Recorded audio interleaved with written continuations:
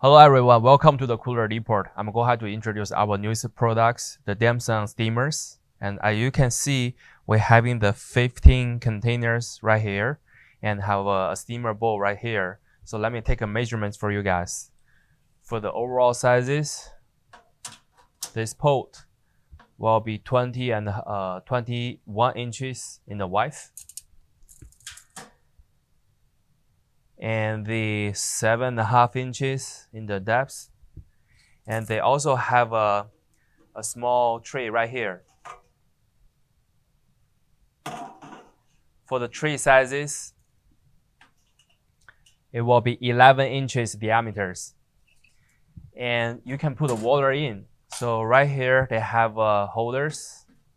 You can put on top of it. We're having the containers you can put on top of the holders to steam the food.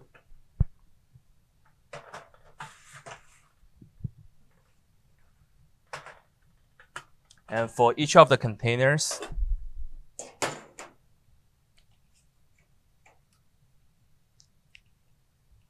it's about 9 inches diameters and 2 inches deep.